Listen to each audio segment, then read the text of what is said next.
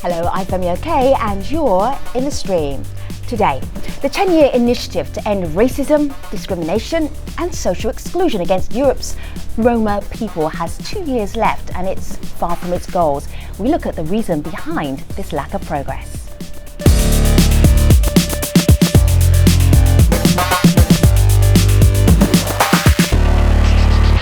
Digital producer Malika Bilal is here looking out for your live feedback. We had a lot of comments coming as we were tweeting out what the subject was, including from the European Commission. We did. Share. Which we were surprised to see. They commented, jumped in on a thread on our Google Plus page, which I pulled up on my screen here. It started with this post from Serene who says, assuming that the EU actually cares about the Roma, because they haven't in nearly 200 years, well, the European Commission wrote back saying the European institutions and EU countries have a joint responsibility to improve social inclusion and integration of the Roma by using all the respective instruments and policies for which they're responsible. There's a longer post and you can check it out on our Google Plus page as well. But in the meantime, we want you to get involved in the conversation. So tweet us with the hashtag AJStream. Now, Twitter isn't the only way that you can get in touch with us. Have you checked out our Instagram account yet? If you haven't, you're missing out. Log on to instagram.com/AJStream. That's where I am right now. And there you can find out some of our upcoming shows. You can look at the graphics for them, some of the pictures that you send in to us, and the ones that we really like, well, this is what might happen to them. They could end up being Stream of the Week. I'm Evan Kurtz. I teach elementary school in Baltimore, and I'm in the stream. They're Europe's biggest ethnic minority, and for decades, the Roma people have been targets of racism, discrimination, and social exclusion. 10 to 12 million live in the European Union, often with few opportunities. Now, back in 2005, 12 European countries decided to do something about it. They signed a multinational initiative called the Decade of Roma Inclusion. The aim? To eliminate discrimination against the Roma and close what they described as the unacceptable gaps between the Roma and the rest of society. Now, a few years later, the EU established a national framework for Roma integration and all of the members signed on. But the EU Commission's latest report says that not enough progress has been made, and most member states have failed to allocate the resources to make integration a reality. So, with 2 years left in the Decade of Roma Inclusion, what's holding up progress? To help us explore this, we're joined by Martin Martinek. He's the director of the Czech Government Council for Roma Minority Affairs. On Skype, we have István Fogas, the former head of the Hungarian Office of Roma Affairs, and right now he's an independent expert and consultant on Roma affairs in Central Europe. And in our Google Plus Hangout are Desideru Gergi. He's the Executive Director of the European Roma Rights Centre, and Ivanka Mariposa Chongova is a Czech activist. It's great to have all of you here in the stream. Mariposa, you do a lot of work with Roma communities in the Czech Republic. I want you to give us one very vivid example of racism or discrimination that they face. Okay, what's just coming to my mind is when I remember where the Roma are forced to get out from their houses just because here is somebody who wants to develop his own idea and build something on the place where they are living, and they are clearly evicted, forced and moved out from their houses because they're simply because they are Roma and people don't want them around, because then the area can be that much rich how they are wanted, because if Roma are living there, the people don't want to develop their shop or make the high school or university there because they think it's not good enough for the people to live around them. So basically they're just pushed from location to location. You're in the Czech Republic. Martin, you're in the Czech Republic as well. This initiative, the Decade of Roma Inclusion, it's such an ambitious title. If I happen to be part of the Roma community and I lived in the Czech Republic, what has changed for me in the last 8 years? In the last 8 years, well, I would find one of the biggest successes or the changes is establishment of the Government Council for Roma Minority Affairs. This council was already at place since 1998 or 7, where it was an interministerial commission, and in 2009 the council, as an advisory body to the government, became on a prime ministerial and ministerial level. That means that members of Roma community can directly speak with the main representatives of the states, including the prime minister, who is the chair of that council. This is one major institutional setting for Roma integration. The second one, I would say, since 2008, the Agency for Social Inclusion works in localities of socially excluded localities in the Czech Republic. So those are two main governmental instruments, mechanisms, how to directly work with Roma and how to tackle the situation socially excluded localities on local level, on the ground. Malika. Well, we asked our community a question: will EU states be able to meet the goals of the decade of Roma inclusion that Femi, you just asked about? Desislava wrote back, Desi, and I'm going to have you answer this one. Desislava says, not in Bulgaria. Funds are spent inappropriate and never reach its actual beneficiary. Roma people live in total isolation. Now, Desi, I know that you've been working in this field since 2000 or longer. Can you tell us whether or not this is true?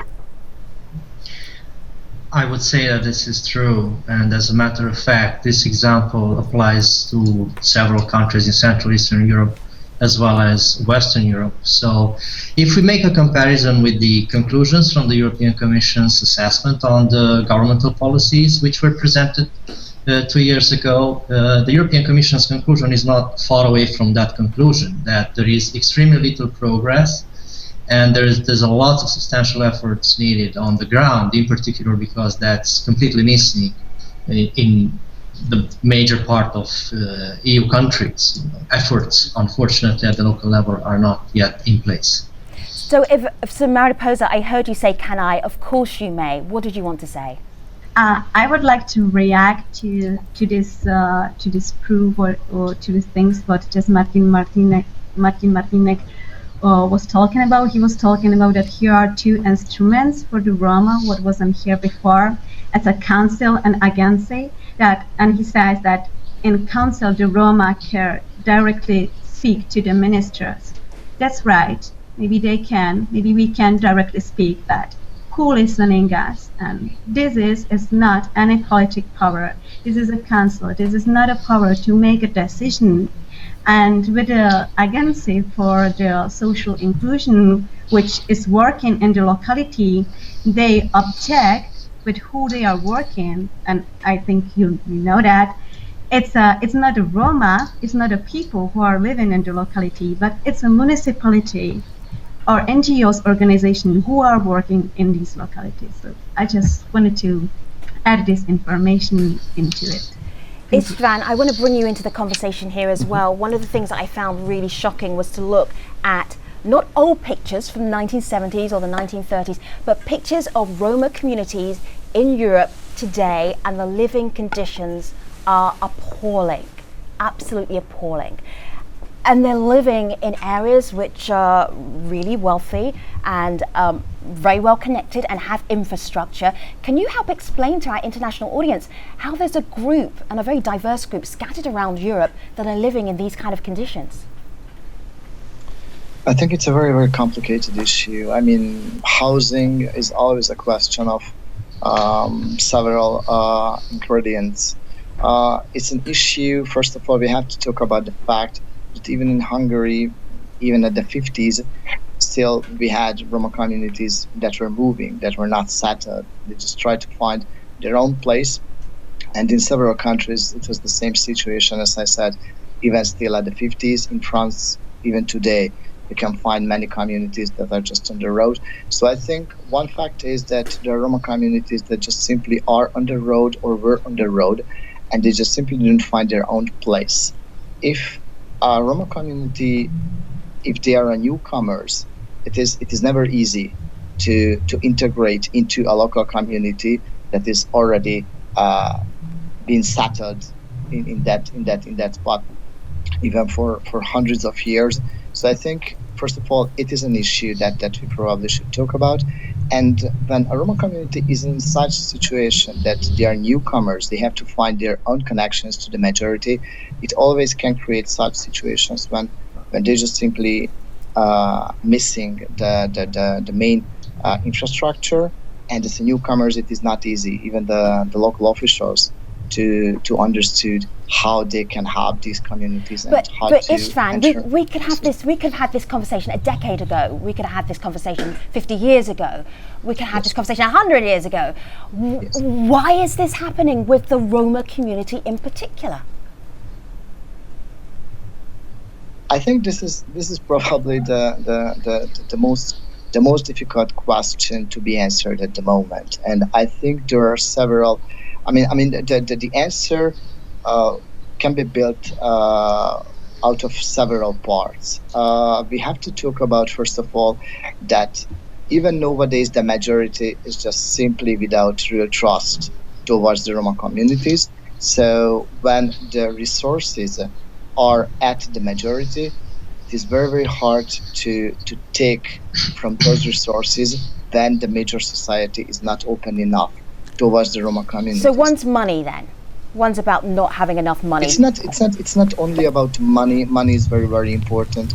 But when the director of the bank, the director of the school, the mayor, or all those officials who really have the resources, when they are not Roma, or when they just simply cannot really understand the situation of these so-called newcomers or people who came only just a couple of decades before into that community, it is just simply a too big gap to do something in this situation. So first of all, we have to underline this fact that the resources are at the major society.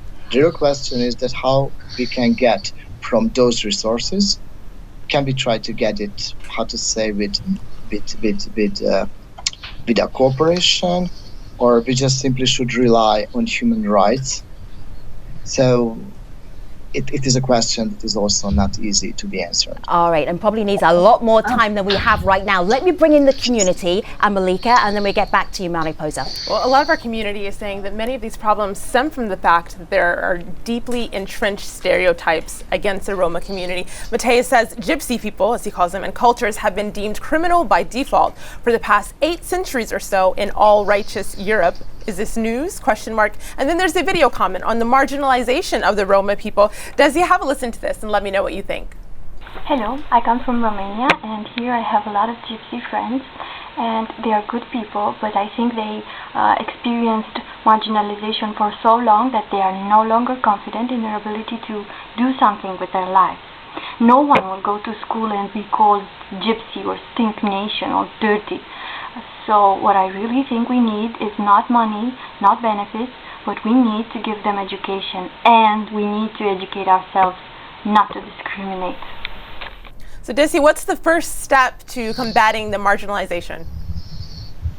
I mean, if we comment a little bit the message, I think that there is a lot of truth in it, in a way, acknowledging the fact that once you live your entire life in a marginal situation, put outside and being excluded, you live with that, you accept that, your self-esteem in a way vanishes away, and then there's no room for improve yourself or overcome your situation because your experience is based only on exclusion. So if your experience is only exclusion related, it is almost impossible to overcome your own situation unless there is support. Now, imagine yourself, you are a Romani kid, born in a very poor, excluded family. What are your chances to be part of the society as long as the society don't accept you at all? And what are your chances to overcome with your own resources this?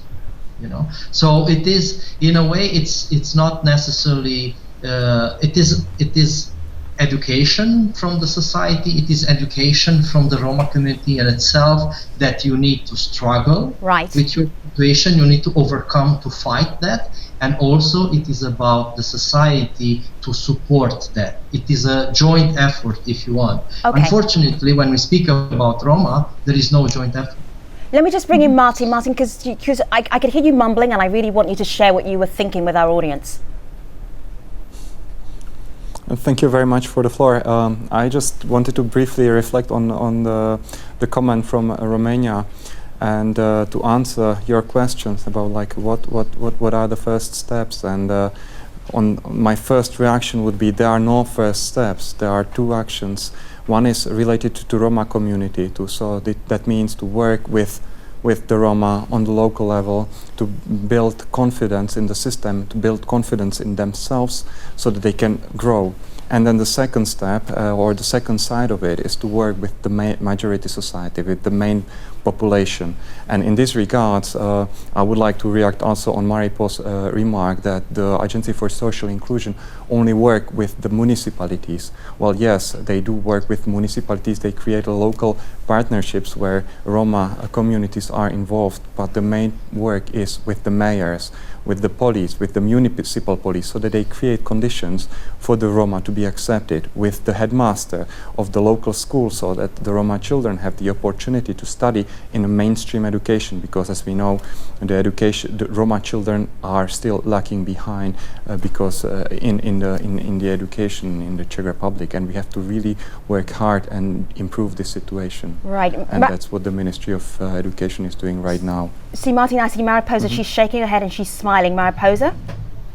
Yeah, I'm just looking on the work of agency, and see how they are developed a relation, how they are working in the localities, and when in these partner counseling, what they are created, I'm always missing the people.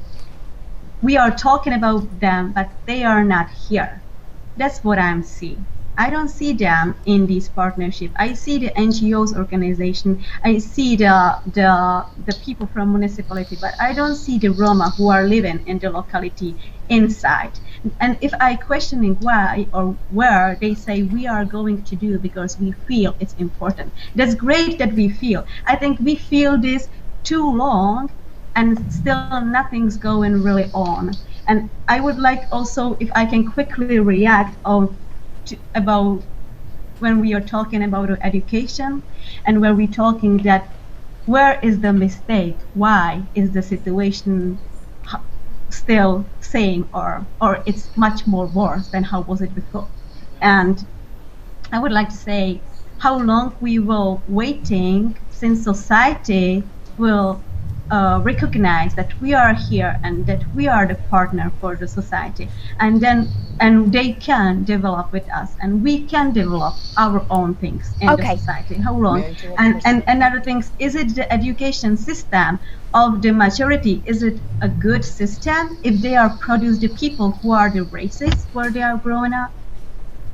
Mariposa, there were a number of questions which really reflect your point of view that our audience were also asking. Malika. Exactly. Perfect timing, Mariposa, because our community is asking, well, what do the Roma want? Danny on Facebook says, even if it is that the Roma don't want to integrate, is it surprising? Would you want to integrate into a culture where, regardless of the reality, these stereotypes are perpetuated? And Serena says, the Roma will never trust the non-Roma if the change is forced upon them with no respect of their cultural identity. So, Istvan, I guess people are questioning the idea of integration. Do Romas want integration?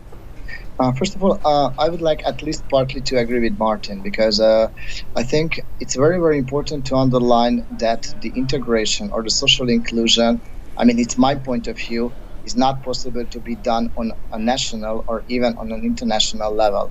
The social inclusion can be made only on local level.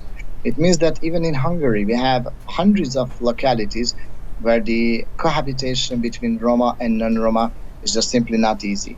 And there are several localities where Roma and non-Roma can live together very well.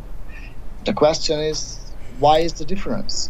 And as I said, I think the social inclusion can be made mostly on local level, because on local level it is easy to overview the local resources even inside of the Roma community. I think it is very, very important the Roma community also to realize that they have their own hidden or probably recyclable resources inside of the Roma community. And the second thing, what I think is very, very important to be underlined, is that we Roma just simply should avoid to blame the whole major society in any of the Central and Eastern European region. Because I think it is one of the biggest failure to blame only the majority because of the situation of the Roma communities within the region. And as I said, if the resources are in the hands of the major society, I think we the Roma really should focus on how to cooperate as tight as possible. Okay, we're almost at the end of the main show. This conversation will continue in the post-show. But before we go, Desi, I really want to ask you about Spain, because Ishtan was talking about there are places where Roma and non-Roma live very well together. Spain could maybe be the model, perhaps. Can you explain why?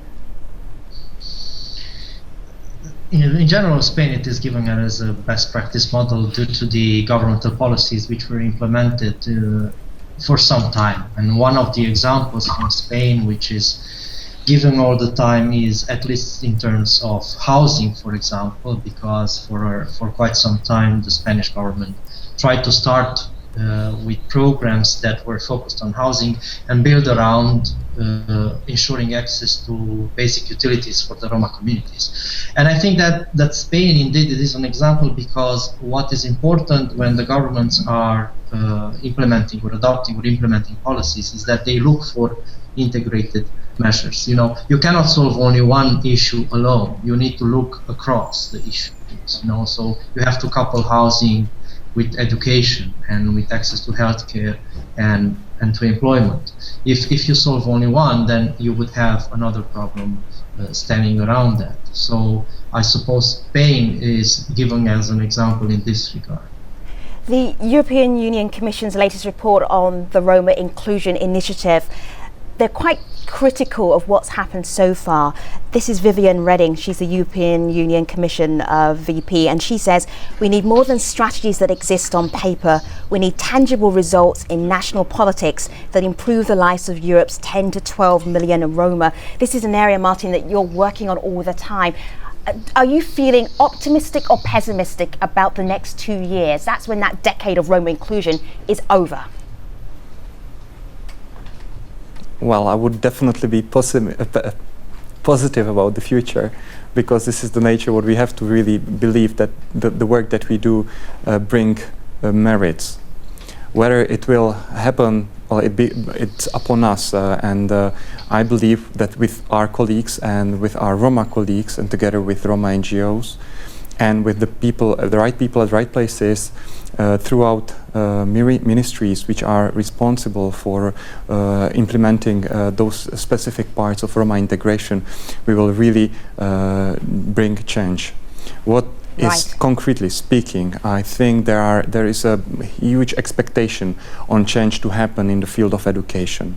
We really must stop sending Roma children into practical schools. Okay. The Ministry of Education is taking this issue very seriously. All right, Martin, you just mentioned something called practical schools. There are other issues in the field of housing. Martin, hold on one second. You mentioned something called practical schools, which I'm going to explain for an international audience, are schools which are believed to be for children who have difficulty learning, and that is a whole area that we're going to get into in the post-show, so Martin can go backtrack to that and actually explain it for us at stream.aljazeera.com. But before we get to the post-show, I have to tell you about tomorrow's plans.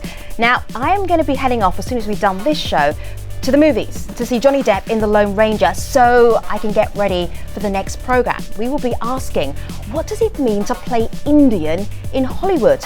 We will discuss the stereotyping of Native American Indians in popular culture and how it affects their community. Stay with us. Stream.aljazeera.com. That's where we will be, always online. Thanks for watching.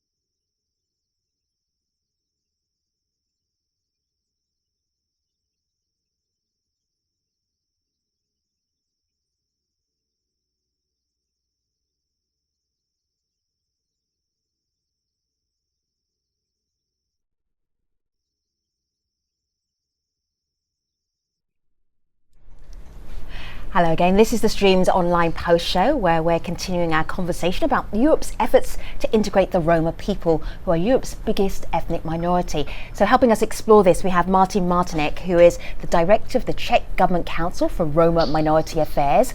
On Skype, we have Istvan Fogas, the former head of the Hungarian Office of Roma Affairs, and he's currently an independent expert and consultant on Roma affairs in Central Europe. And in our Google Plus Hangout, we have Desideru Gergi. He's the executive director of the European Roma Rights Centre, and Ivanka Mariposa Chonkova is a Czech activist, otherwise known as Mariposa. So, Martin, we were running out of time in the main show. We have more time here in the post show. You mentioned practical schools, which only people in the Czech Republic will know what you're talking about. So let's open it up so everybody watching understands as well, and why it's an issue with the Roma community. Well, let me explain it. In the past, we faced a really challenging issue in the field of education of Roma children. It happened that many children were sent or were studying in so-called practical schools or special schools for children with light mental disabilities. And this was an issue that nobody could really, overlooked. In 2007, the DH judgment of the judgment of the European Court for Human Rights said that the Czech system is discriminatory towards Roma children. So are we saying here that Martin, let me just check in with you. Are we saying that the Roma children in these special schools? Are we saying that they had no learning difficulties whatsoever and they were just put there because it was discrimination? I just want to be very clear when we let our audience understand what was going on here. Well, they said that the over-representation of Roma in those practical schools is a sign of discrimination, because, statistically speaking, only 2% of the population should be in those schools, and suddenly you've got a large number of specific ethnic group studying in those special or practical schools, which is rather something strange and unfair. So we really had to look back into what was happening and find measures to combat, or let's say change this system, so that Roma children will have much better opportunities to study in a mainstream, regular elementary school for normal children with their class peers from all variety of society. Right. Okay. If I can jump into this, if I'm allowed. So, Desi. The European Roma Rights Center was challenging Czech Republic before the European Court of Human Rights in Strasbourg. So I can tell you a bit more about this issue, as segregation of Roma children in special education doesn't take place only in Czech Republic. There are several countries in Central Eastern Europe. With this year we won before the European Court of Human Rights against Hungary on the very similar topic, but we also won against other countries like Croatia, for example. There are other cases of segregation of Romani children against Greece, on the other hand. The main problem here in all these cases is that Romani children are placed in either separate schools, which are special schools, either in separate facilities, either in separate classes. But the main feature here is that when we have Romani kids in schools, they are put in a separate class, facility, or school. And that is wrong, and it amounts to discrimination. So Desi, it reminds me of 1960s America, where black children might have been separated from white children. Are we seeing the same with the Roma community? Exactly. Okay, all right. So I want to bring in some of the community here as well. Malika. Well, I'm shifting gears here a little bit, Istvan. I'll go to you with this, because people are questioning whether or not the Roma are shouldering enough of the responsibility. David says, I've lived around the Roma, and they're given tons of money, free housing, benefits that no one else gets. They're not interested in assimilating. They prefer to live on the fringes and, quote unquote, preserve their culture. And some more criticism from Clara, who says, a lot of people in the Czech Republic are angry at the Roma because they feel like a discriminated majority. Roma have advantages meant to help them get out of poverty, but quote-unquote white citizens are envious because they see it as an inequality of the social support system.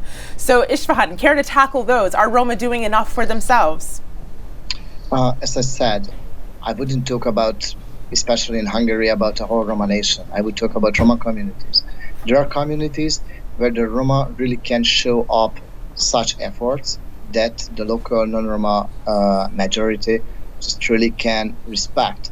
Because of this, in these localities, the cohabitation is very good between Roma and non-Roma. Let me say that it's very interesting that here in Hungary we have a very, very strange situation. Never before was the Hungarian major society so closed against the Roma than nowadays. Many people say that from my tax I don't want any benefit or any social allowance to be given to Roma. But on the other hand, I have to say that this is what I experienced, that never before I experienced such hunger for positive issues and positive news coming from the Roma communities towards the non-Roma society than nowadays. So it is very strange that most of the Hungarian non-Roma people closed as possible towards the Roma. But on the other hand, the whole major society is looking for positive issues and positive news coming from the Roma communities. So I think in many localities, it simply depends on the local Roma and non-Roma to find some kind of common language, how to do something together. So Mariposa, you spend a lot of your work, a lot of your effort working with the Roma community. Do you see what István is seeing? I would like to say that I very appreciate that I'm here, because I'm not working with the Roma community actively for years, how you guys are doing. I'm quite a new but very intensive. I'm traveling a lot and I see how they are living. And I would like to go back to this education and then to the point what István was talking. And I would like to say that everything is a base of the racism, is a base of anti-Gypsyism, which is historically rooted in our society. And we are living in the society in Europe for 100 years. So it's rooted, anti-Gypsyism is rooted in the society for 100 years. So if we wanted to see and talk about if the majority is angry of Roma community somewhere, we must to at a first base the point of our view of this information, because then I think we can make a mistake. Right now we are in Czech Republic in very hard situation because the neo-Nazis groups are growing every week. We have a demonstration from neo-Nazis every week, and people, the citizens, the neighbors of the Roma who were their friends before, now they are going with the neo-Nazis against them. So Mariposa, let me ask you this very quickly, because we're almost running out of time and I feel this is really important. What would you and what do the communities that you work with, what would they suggest might be a solution to the fact that they continue to be discriminated against? The solution is to have the power to change the things. That means to have a political power, or to not just to talk with the municipality and our government, but be heard and be wanted and take action and just to try to make it happen what we are talking about. Okay. Because here is no the power what will care about the Roma, because they know how to change the situation and what to exactly do in their locality. All right, so thank you very much to István, to Desi, to Ivanka, to Martin. I'm actually going to leave you with the European Union Commission VP Viviane Reding. She sums up our entire conversation beautifully. She says it is good news that member states have delivered on their commitment and presented Roma integration strategies. However, member states now need to move up a gear and strengthen their efforts with more concrete measures. You heard some of those measures in this last 35 minutes of the Roma community and how Europe may be able to better integrate them. It's a conversation.